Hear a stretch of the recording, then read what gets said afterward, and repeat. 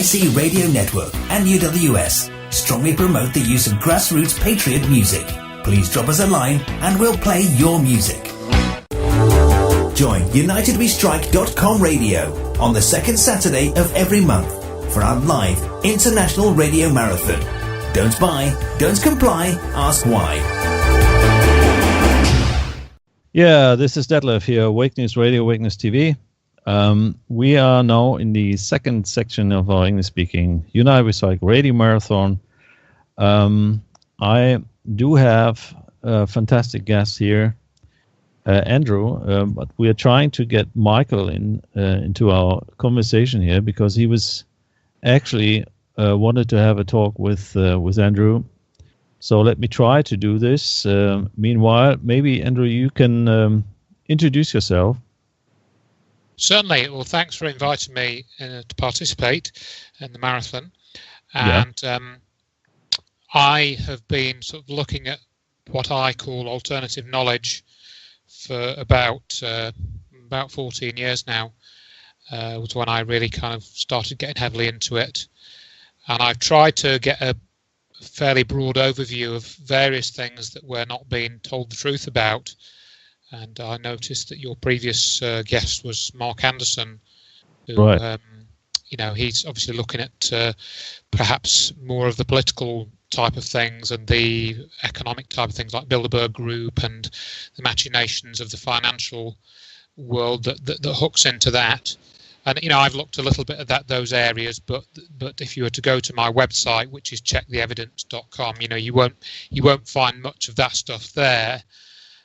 Because I have been more interested in stuff to do with hidden technology and things related to that, and that actually crosses into more fields than a lot of people realise. And I started looking at the UFO issue back in 2003, and this is when I came across Stephen Greer's work on the Disclosure Project, and a proportion of that was to do with what he called, and I think it's the correct name, USAPs, Unacknowledged Special Access Programs.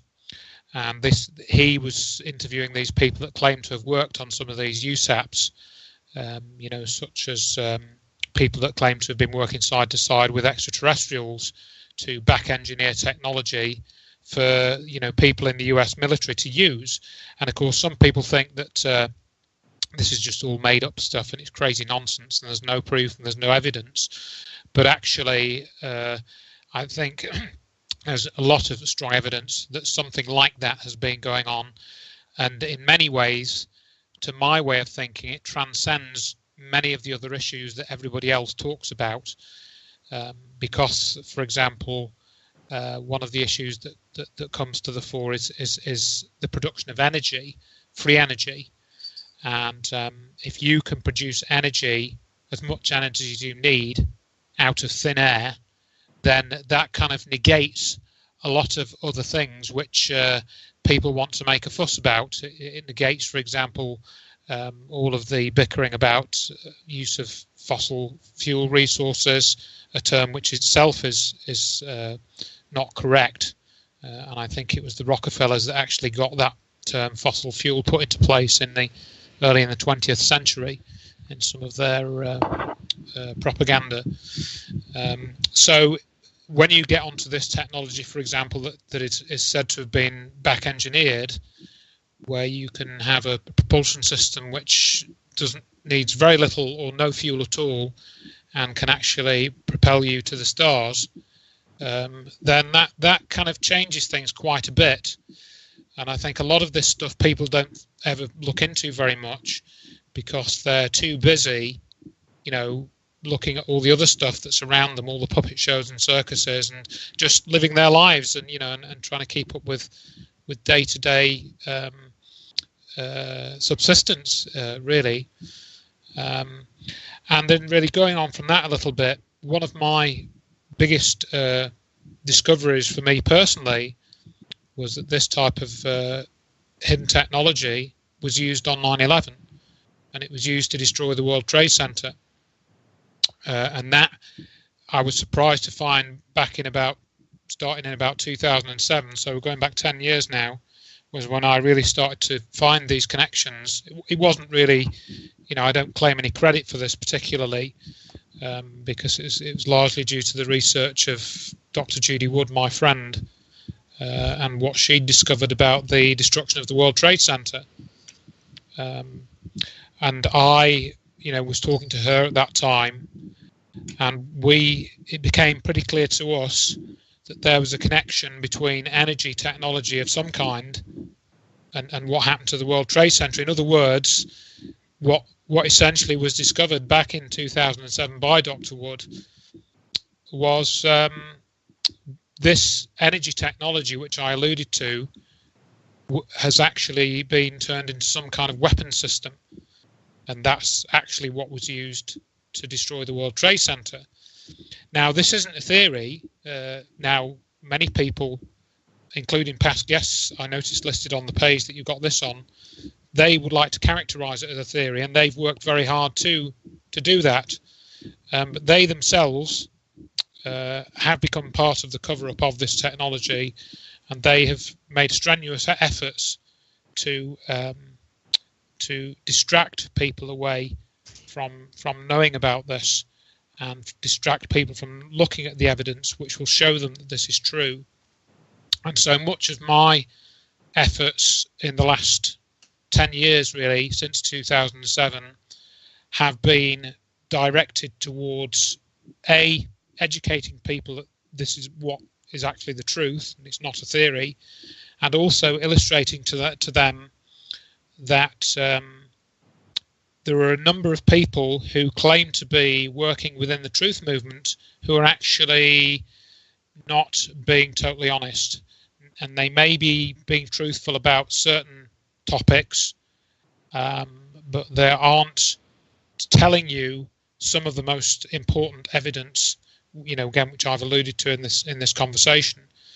And I've gone to great lengths to document and prove that in the last 10 years.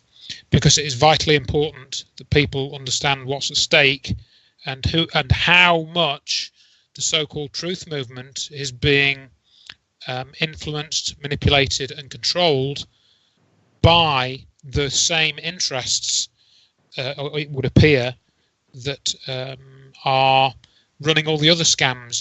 The political scams and the health scams. And I've really tried to make people aware that of these scams.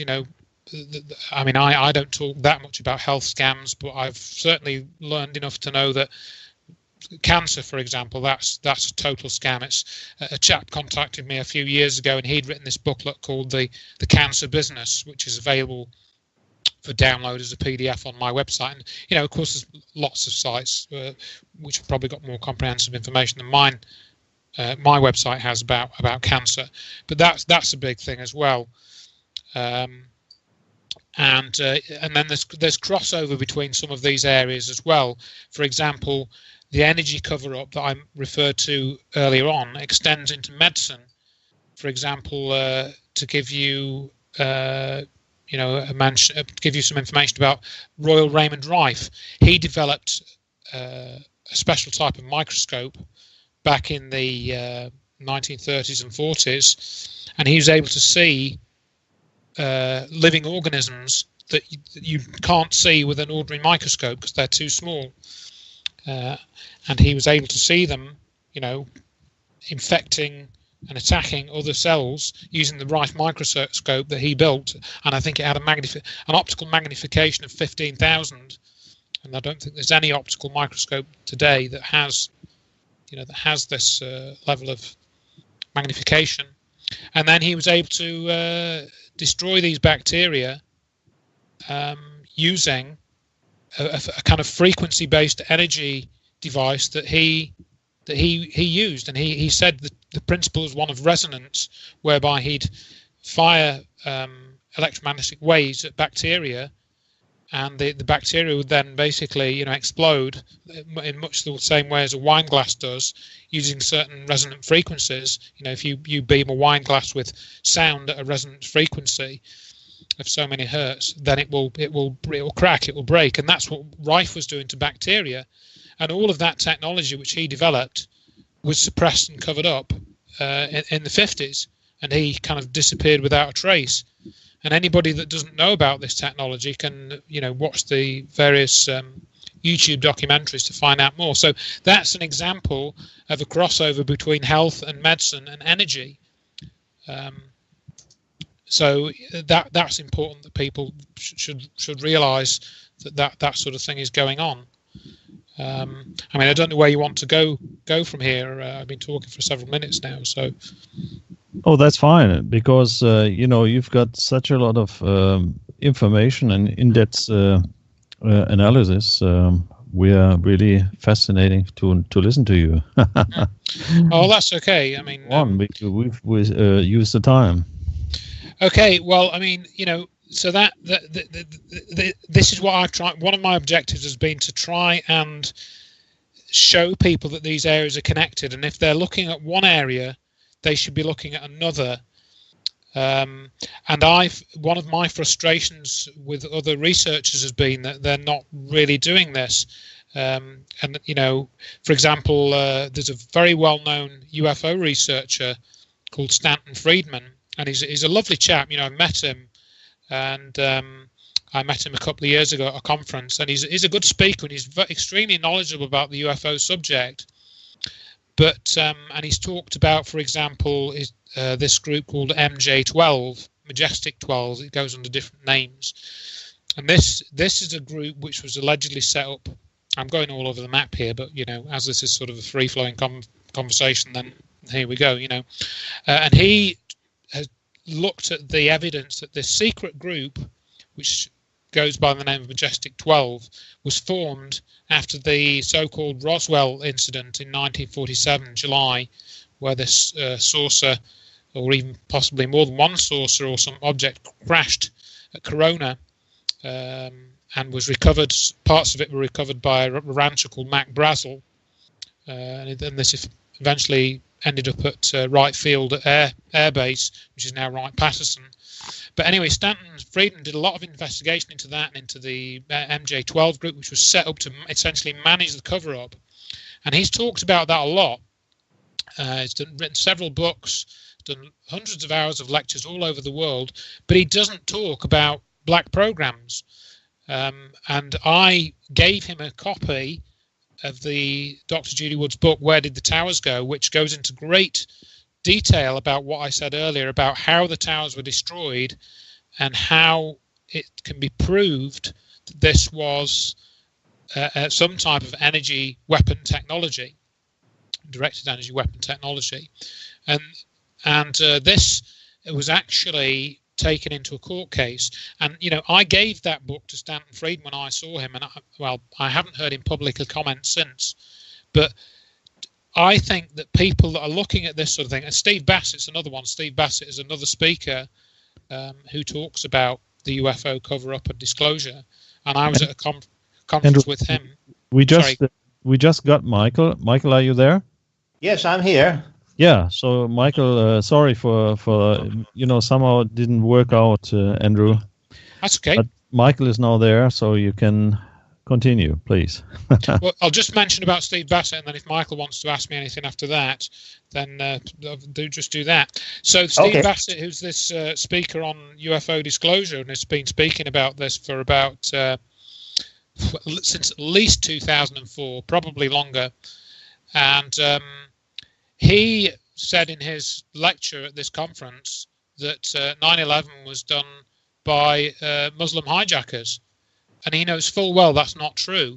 So this is an example where you have a researcher in one field talking about secrecy of one kind, i.e. the UFO issue, who is putting out false information about another field which is actually connected to this in some way, shape or form, as in 9/11 research. And when he was asked a question at the end, he then said that he's not really sure what happened on 9/11, and he knows Richard Gage very well, this architects and engineers fellow. But I know, and I have the evidence that Richard Gage is a liar. So what I'm saying is that you get all these fields mixed together, and some people are just ignorant and they don't know the details of a certain subject, but then they accidentally put out disinformation, or sometimes deliberately, and that's I've written a lot about that type of activity. So I don't know if you wanted to ask a question, Michael. Yes, I cordially welcome you especially, and everybody that listens to United We Strike Marathon. Unfortunately, we had a technical problem, so I can come in only late. But actually, you're quite an authority in the alternative scene. And when you look at the website, you see all different kind of sparks, which are energy, health matters, chemtrails, consciousness, even consciousness. And I'm somebody that checks. I'm a philosopher, and I was working with Rudolf Steiner and anthroposophy. So I know a little bit also about. You might have heard about Paul Emberson. And he's working at the Strader machine. That's the machine of John Worrell Keely, the Keely machine. Mm-hmm. And I was wondering whether you have anything to say about this Keely machine, because that's in a way a machine that is based on sympathetic vibration, as Mr. Keely explained it, and it draws out the etheric energy out of water, and it needs a sympathetic rapport with the soul, with the individual human being on a moral level. And I wonder whether you have, whether you know anything about this issue, and whether you've done any research on that particular issue.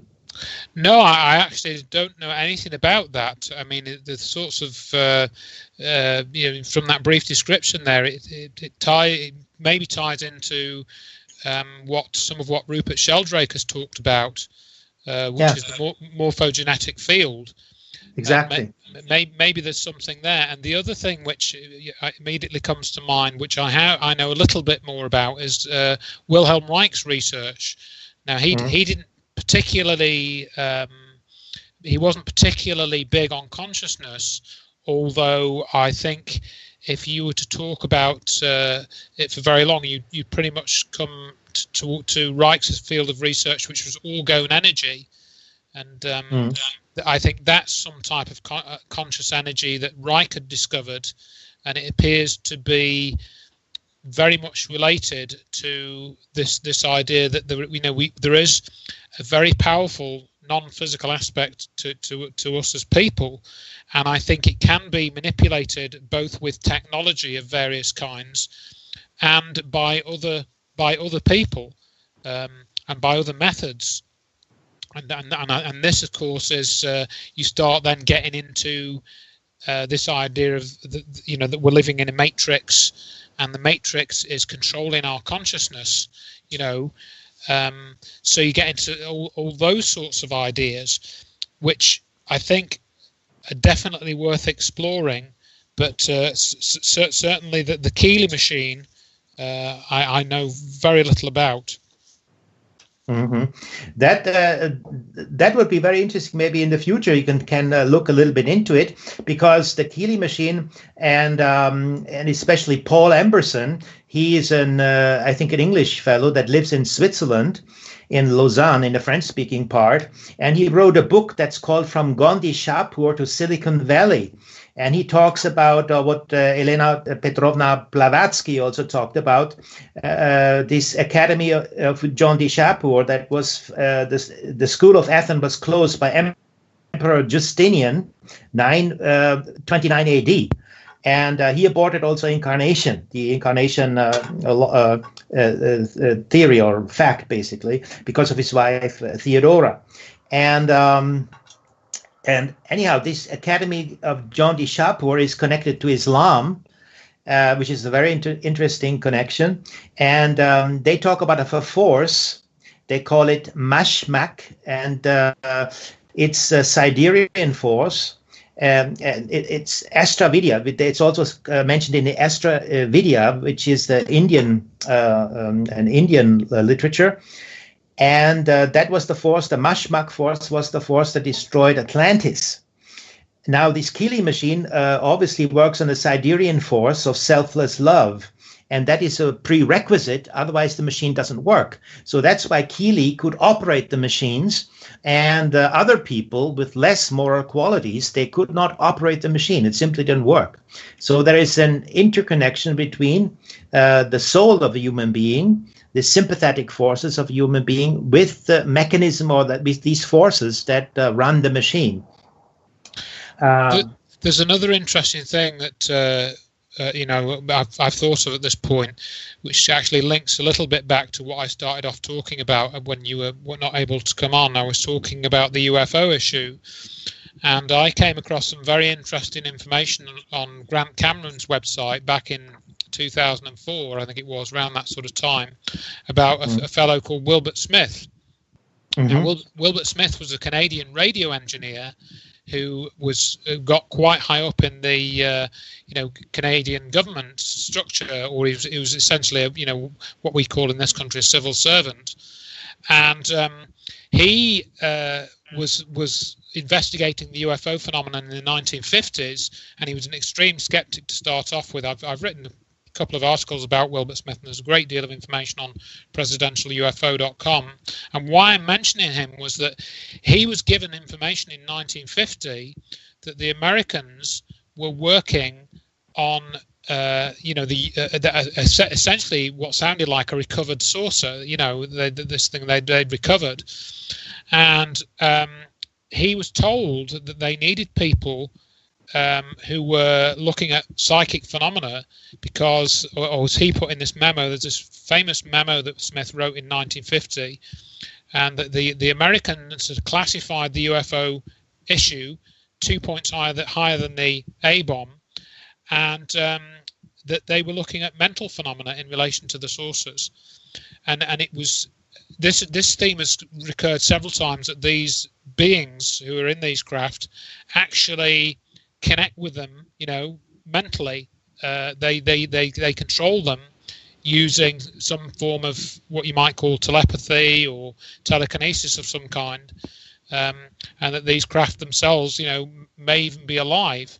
Now, of course, this sounds all sort of crazy, way out stuff, but when you start to look at some of these things that you've talked about, the machines that seem to connect to your consciousness or your soul somehow, and that I don't think the Keely machine is the only example, then you can begin to see that there's a whole energy system which I think there's been strenuous efforts to cover up, particularly going back to the work of Wilhelm Reich, and then things like this Keely machine.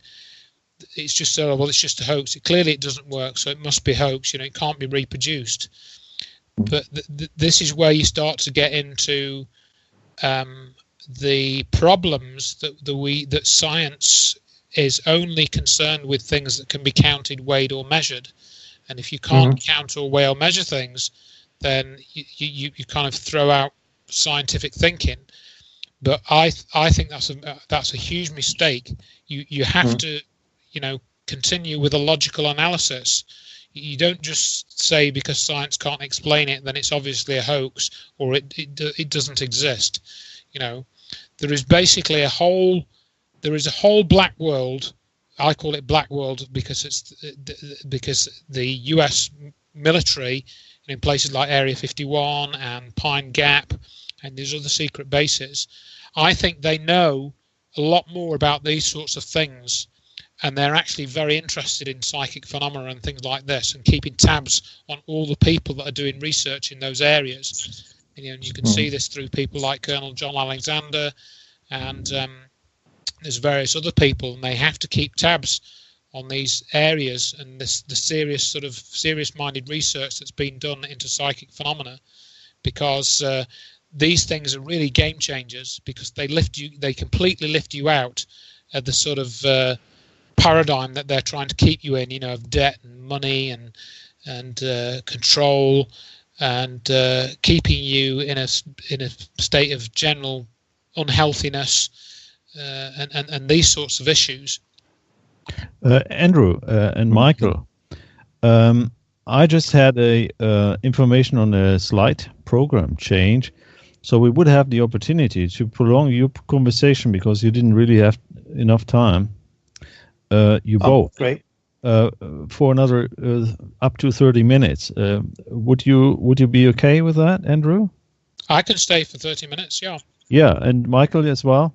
Yeah, that's fine. That's perfect. Actually, I prepared a lot of questions, and I thought I cannot even, ask Andrew about these things. So I'm actually quite happy about it. Yeah.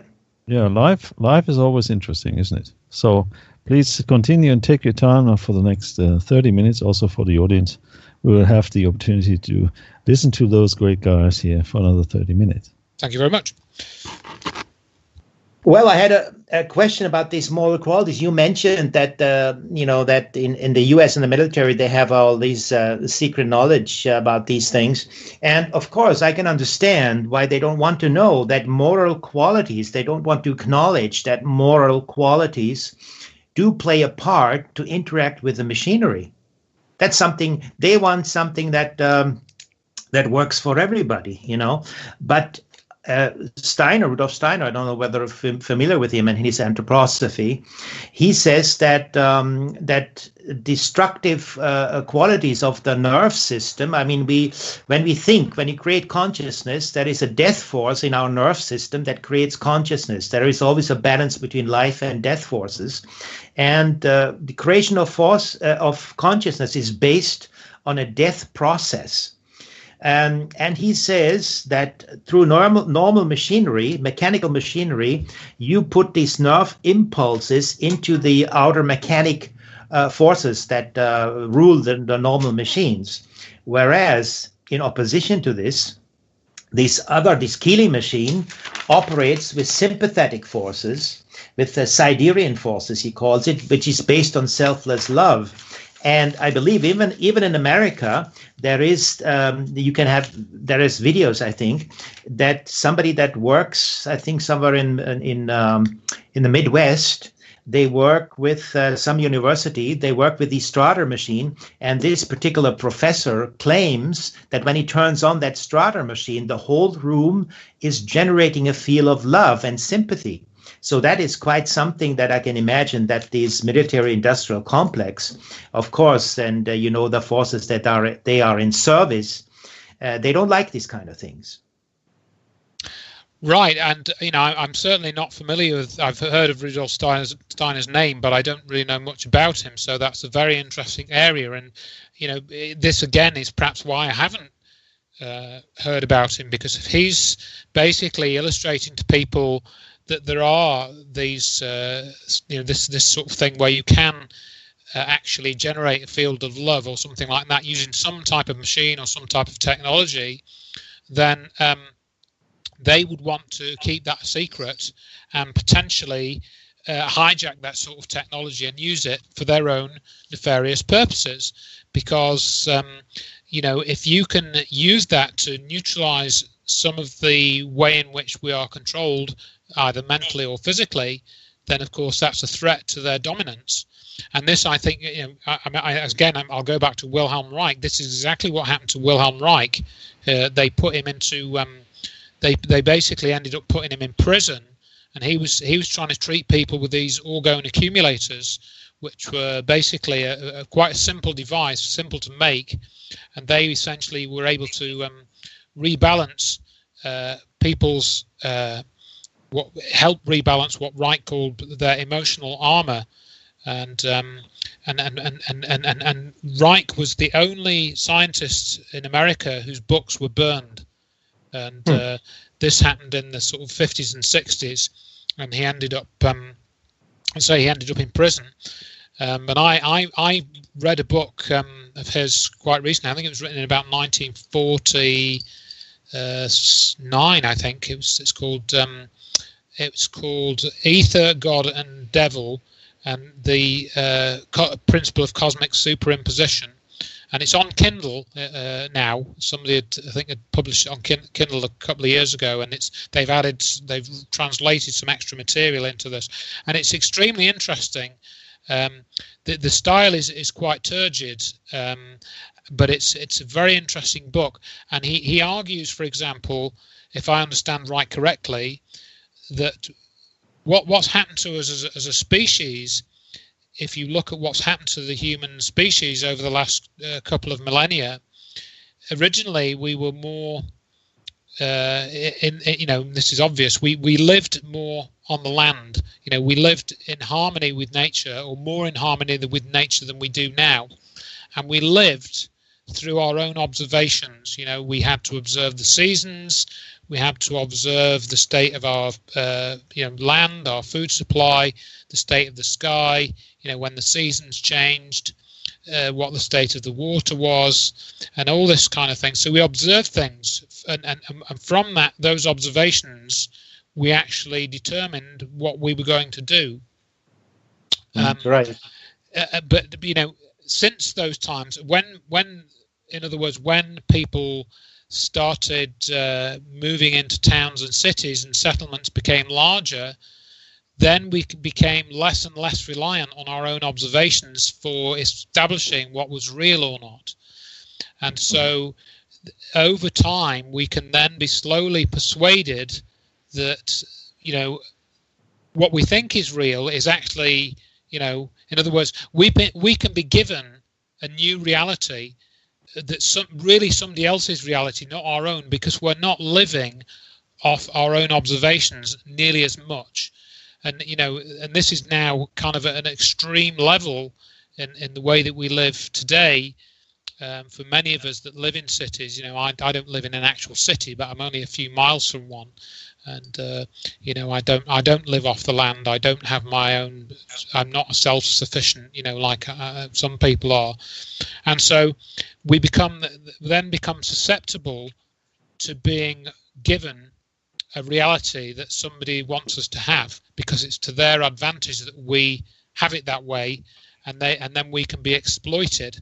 And it appears that this exploitation is both, physical in nature, and it's also at some level of consciousness as well. Mm-hmm. And that I think is to me seems to be one of the underlying principles behind a lot of what is going on, and a lot of what people are concerned about. When we have these sorts of discussions on these programs. Right. Well, let me tell you something in between. We now have our original plan sort of back, so you have another 5 minutes, and okay. The next guest has appeared, and so we can continue with our program. So enjoy the next 5 minutes, and I'll tell you when we break. Okay. Okay. Yeah, I wanted to, in accordance with just what you said, the old mystery schools and the Egyptian initiation rites and the initiation rites of the mystery schools, they had just that quality, that you were getting in touch with the water and the macrocosm. You got a connection between the microcosm and the macrocosm, and every individual human being is an active player. And those, I call him the tenebristi, the dark forces, the dark circles, the tyrannical elite circles. They don't like you to understand that this dynamic, that you are not, that every human being is an active player. And that through the seasons, through connecting the water, you got to understand that water is not neutral. It is composed out of beings with an independent intelligence, and you are there to interact with them. And in the mystery school and in the initiation rites, you could then get in touch with these forces through an inner experience, and that's why they had these 3 days temple initiations in Egypt, because then the Hierophant was then that was the high priest. He could lead you into the spheres, and then you were you got into this realm of supernatural forces, and then when you came back, it's an art of it's a sort of a death that took place. You would leave your body and then get in touch with these beings. Later you come back and then you report what you have seen, basically. And it's in perfect harmony with just what you said. And Well, I mean, Rudolf Steiner is explaining these processes in details, and be very interesting to think about these connections between the human being and the mechanical field in a positive way. The negative way is being operated right now and being processed, but the positive interaction between the machines, actually all this machinery is also based on beings that is not neutral, it's not death matter. Even that death matter is composed out of beings in a way called Ahriman, and this is in a way satanic forces, but even these satanic forces can be used in a positive way. If human beings with a positive mindset are the pilot of this whole interaction. Well, that, to me is another example of how and why people like Wilhelm Reich, and not just him, many others, why their research has been suppressed, because it offers an insight into those sorts of areas.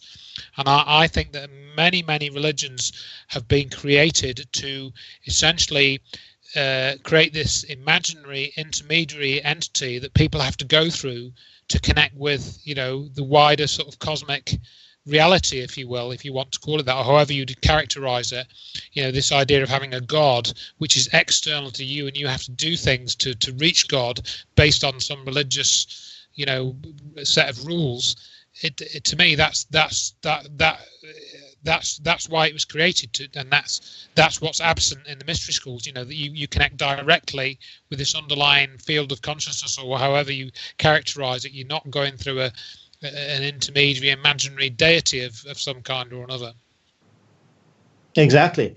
Yeah, and the way they created religion is sort of like a kindergarten of distraction, basically, because religion is always a direct interaction between you and the creator and these creative forces and spirits. It is nothing that is being done to the intermediary institution. And that's how they gained the power, because they said we are the intermediary institution and we handle these issues. Yes. Yeah. And that was very fatal for human spiritual development, basically. Michael and Andrew, I'm hinting to the possibility of the round table, which is taking place later on. Okay. Maybe, Andrew, if you have the time and you would join us in our roundtable discussion, maybe you will have some more opportunity to talk about the issues. Sure. Then it's starting. You are in the UK, right? Yep. So that would be GMT. Yeah, well, BST. It's 6 o'clock. It's 12 minutes past so 6. That would be 19:30. Okay. 7:30 p.m. Yeah. Okay. Your time starting. So if I have a final question to Sure. also Andrew. Maybe he can. I had a further question about this crystal propulsion and this magnetic electric propulsion of the anti-gravity propulsion. Maybe you can tell us something about this later, if that is possible. I don't know. You might. Well, I don't know that particular terminology in terms of the crystal propulsion. I mean, there's other. I can talk about anti-gravity propulsion that the stuff that I've come across in terms of the research. Sure, I can talk about that, but it doesn't tie in with what you just said in terms of those particular terms. Right. Great. Well, Perfect. Thank you very much for you too. We could have listened a lot longer to your conversation, but we are in this program, and the next guest is while waiting. So I'll have a little music in order to get the new guests here on board. And thanking you very much, and looking forward to meeting you on the round table later on. Thank you. Okay. Great. Yeah. So thanks. Yeah. Yeah. Join UnitedWeStrike.com radio on the second Saturday of every month for our live international radio marathon. Don't buy, don't comply, ask why.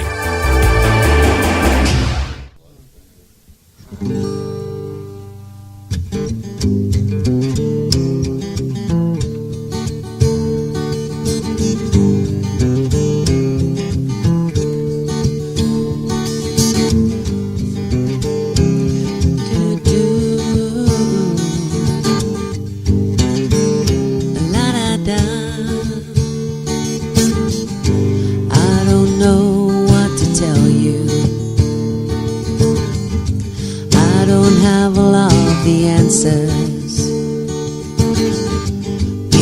anything to buy and sell you. We'll just have to take our chances. Social statements don't mean much. Personal innuendos, people use them as a crutch, 'cause they can see which way the wind blows.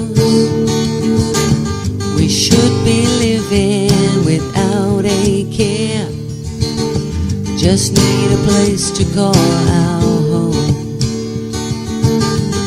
and sit there breathing in this morning air, learn the lessons we've been shown. Social statements don't mean much, just personal innuendos. Most people use them as a crutch, 'cause they can see which way the wind blows. I see my father, see my son, I see myself in their reflection. I see their faces in everyone, and still I don't make the connection. And so we look but only see so far.